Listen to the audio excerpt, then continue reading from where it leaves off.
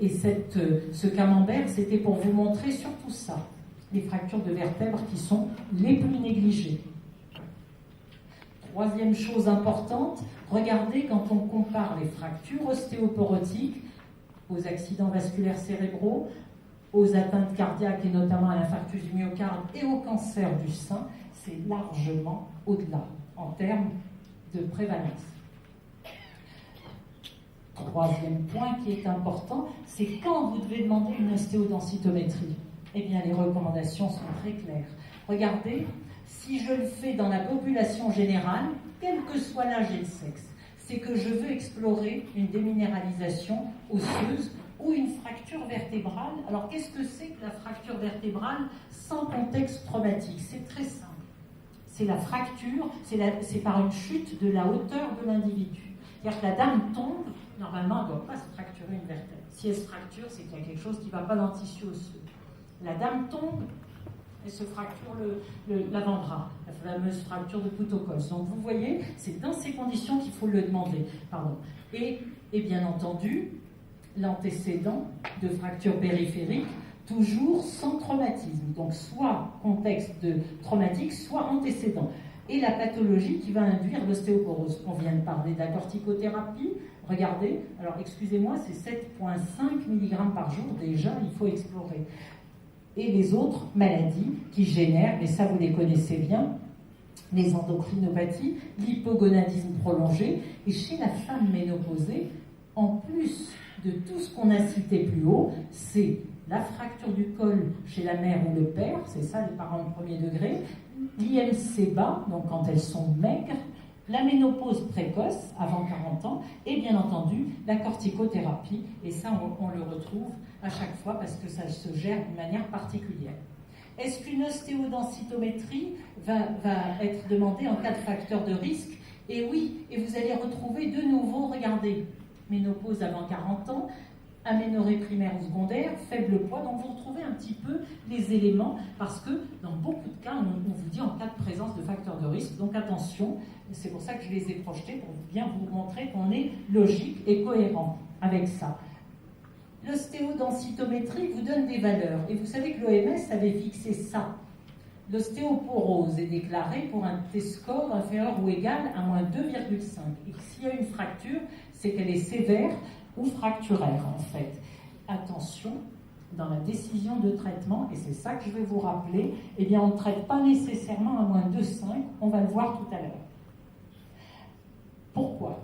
Eh bien tout simplement parce que, avec le temps, et maintenant vous le savez, l'ostéoporose est mieux connue depuis les années 94, puisque c'était là, à la base, là où on a défini cette maladie, eh bien regardez, on sait qu'il y a maintenant des fractures majeures, c'est la vertèbre, c'est le fémur, c'est l'humérus, bien entendu, le tibia proximal, le bassin, 3 côtes en même temps, et des fractures mineures, et le poignet en fait partie.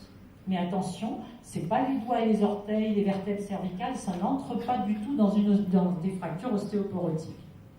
Et donc, quand on a une fracture, il faut la typer. Est-ce qu'elle est majeure ou est-ce qu'elle est mineure?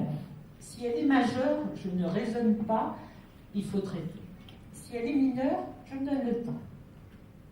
Et les recommandations sont très claires. Regardez, vous avez une fracture majeure ou sévère, c'est-à-dire toutes celles-là. Je traite directement, je ne passe même pas par la case ostéodensitométrie dans l'immédiat. Je la fais, l'ostéodensitométrie, parce que j'ai besoin d'un examen de référence, mais je vais directement au traitement. J'ai une fracture de vertèbre, on verra l'attitude est un petit peu différente, mais ça c'est pas important. L'essentiel c'est que vous reteniez fracture majeure, je traite. Fracture mineure, je fais mon ostéodensitométrie. C'est-à-dire que le Poutocols, vous n'êtes pas obligé de traiter. Vous mesurez. Si votre T-score, regardez, il est supérieur à moins 3, vous ne traitez pas. Ça veut dire qu'on peut encore surveiller et se donner le temps. Si votre T-score est inférieur ou égal à moins 3 pour une fracture mineure, là vous traitez. J'ai des facteurs de risque, et je viens de vous les exposer, et des chutes fréquentes, parce qu'il y a aussi des facteurs de risque de chute, et que je fais un T-score quand il y a des facteurs de risque. Regardez, mon T-score est inférieur ou égal à moins 3, ça arrive, vous avez des gens qui vont arriver chez vous en ayant une mère ostéoporotique, on leur fait une ostéodensitométrie, ils ont un chiffre qui est inférieur des fois à moins 3, vous traitez. Ils ont un chiffre qui est supérieur à moins 3, alors dans ce cas de figure, qu'est-ce que vous allez faire? Vous calculez le frax. Et le frax, vous tapez frax, et vous avez un frax concernant différents pays, y compris le Maroc, et vous faites votre calcul du frax pour décider. Alors la petite courbe qui est là, je vais vous l'agrandir, elle est là, la voilà. Qu'est-ce qu'elle montre cette courbe? Eh bien c'est que selon le score frax, vous le voyez, on va intervenir. Alors par exemple, je trouve chez quelqu'un, mettons qui a 50 ans, je trouve 3, je ne vais pas traiter. Même s'il a une fracture du poignet, je ne vais pas traiter du tout. Je trouve quelqu'un qui a un score de 7 à 50 ans, il est évident que je vais traiter. Alors vous allez me dire, pourquoi on traite si tôt et qu'on attend beaucoup plus tard chez les sujets âgés, des scores beaucoup plus élevés? Pour la simple et bonne raison que quelqu'un qui a 50 ans et qui a déjà une masse osseuse basse, il va être exposé à beaucoup de fractures. Quelqu'un qui a 80 ans, l'expérience de vie, elle est plus courte, et donc, évidemment, il sera moins exposé à cela, et c'est pour ça qu'on attend des taux beaucoup plus élevés chez les sujets âgés. D'accord? Donc c'est important. Le frax, vous le trouvez, vous tapez frax sur votre ordinateur, vous verrez, ça ressort tout de suite pour interpréter. Alors maintenant, comment traiter? Regardez, quand on a les fractures majeures, eh bien, on donne en première intention dans la fracture du fémur, du col du fémur en particulier, le zoledronate en intraveineux. Les autres peuvent être utilisés quand il y a les autres fractures majeures, sauf pour les vertèbres où on donne des biphosphonates, c'est vrai, mais on peut faire appel au dénosumab qui existe au Maroc maintenant, au tériparatide, au ranélate de strontium, et puis les autres un petit peu plus occasionnellement. Regardez, c'est à peu près ce qu'on retrouve dans la première liste. Celles qui ont une fracture mineure, Putocols, T-score inférieur ou égal à moins 3, ou T-score supérieur à moins 3, mais avec un frax qui indique un traitement, eh bien, je vais y aller. Je vais traiter de la même manière. Et celles qui sont sans fracture, c'est-à-dire qui ont des facteurs de risque, et qui ont un T-score pareil que dans la fracture mineure, je traite également. Vous voyez, les situations sont vraiment très très bien dessinées. Les recommandations marocaines, c'est celle-là. C'est celle-là que je vous ai projetée pour vous montrer qu'elles rejoignent un petit peu les recommandations internationales, bien entendu. Alors vous allez me dire, est-ce qu'il y a incontestablement des choses à discuter sur l'efficacité des produits? Regardez ce qu'on sait. L'alendronate marche sur les fractures vertébrales, les fractures non vertébrales et la fracture de la hanche.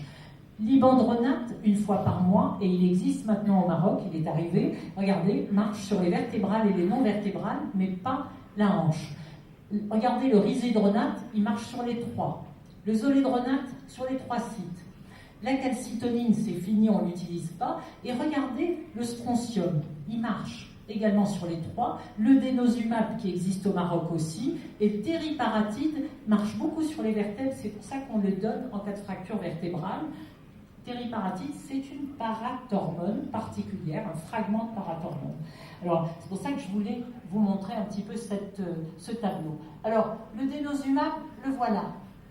Il marche incontestablement. C'est une injection semestrielle en sous-cutanée. C'est une molécule qui est... Enfin, c'est pas une molécule, c'est un anticorps. C'est une biothérapie. C'est un anticorps anti-rancligand. Le rancligand, c'est un facteur qui active les ostéoclastes. C'est-à-dire qu'il les réveille et donc ils se mettent à résorber.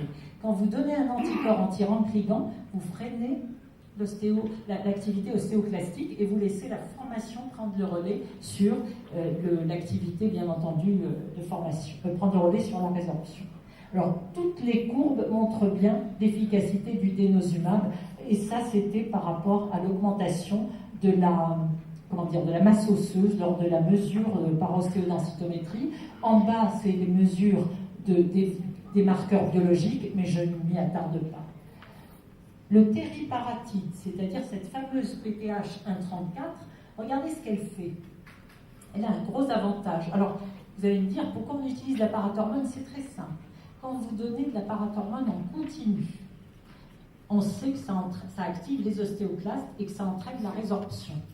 Quand on injecte une fois par jour du tériparatide, et c'est un fragment de parathormone, eh bien, ça a l'air de susciter la formation. Pourquoi? Parce que vous savez que la résorption est tout de suite suivie de formation. Donc, vous stimulez la résorption, la formation fait suite, et ainsi de suite. Et ce traitement ne doit pas être donné au-delà de 18 mois. On fait une injection sous-cutanée par jour, et ça marche assez bien. Alors, vous le voyez, l'image était pour vous montrer, regardez l'épaisseur des corticales, regardez ce qu'on y gagne, et puis surtout, regardez le tissu trabéculaire qui s'enrichit. Ça, c'était les effets du tériparatide. Alors, il y a plusieurs molécules, du moins parathormones recombinantes, et qui marchent bien.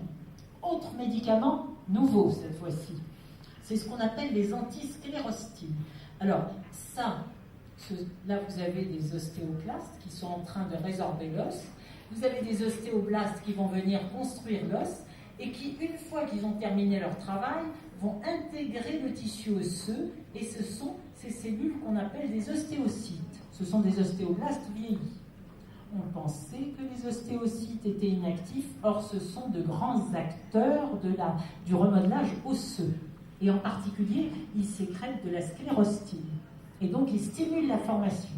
Et donc, on a utilisé... ils stimulent beaucoup la formation, et on a... la résorption, excusez-moi, et on a utilisé maintenant des anticorps anti-sclérostine avec un succès incontestable. Étude hollandaise, ici, vous voyez, augmentation de la masse osseuse au rachis lombaire et à la hanche, sous l'effet, regardez, ça c'est le romosozumab, le voilà, c'est celui qui montre les bons effets, vous le voyez, du traitement. L'alendronate est là, le tériparatide est là, et le placebo, évidemment, lui, ne montre pas du tout ce type d'augmentation de masse osseuse. Autre molécule nouvelle, ce qu'on appelle les inhibiteurs de la catepsine. Alors la catepsine, c'est une enzyme qui est sécrétée par l'ostéoclaste. Regardez l'ostéoclaste, c'est cette grande cellule multinucléée, et avec ces espèces de podocytes qui entrent vous le voyez, qui entrent dans le tissu osseux pour résorber, en lâchant toute une série d'enzymes, et qui finissent par résorber le tissu osseux avant que les ostéoblastes viennent former le tissu osseux. Regardez les ions H+, quand vous donnez un IPP, eh ben vous inhibez quelque part, et oui, vous activez, attention, vous activez la résorption. Donc attention aux fractures sous IPP quand on en prend tous les jours et pendant de longues périodes. Et on s'est rendu compte que la catepsine, qui est une métalloprotéase, eh bien, lorsqu'on l'inhibait, il y avait moins de résorption. Et donc là aussi, étude à l'appui. Alors ça, c'est un inhibiteur de catepsine, ça s'appelle l'odanacatib, et incontestablement, quand on le donne et qu'on compare avec le temps, regardez, 5 ans, la masse osseuse augmente aussi bien au rachis lombaire qu'au col du fémur. D'accord? Molécules qui ne vont pas tarder à arriver, puisqu'ils sont déjà sur le marché dans certains pays. Et je ne peux pas ne pas parler de ça, parce que ça, on en a discuté en long, en large et en travers, et je crois qu'il fallait en parler. C'est quoi ça? C'est une des complications, pas seulement des biphosphonates, attention.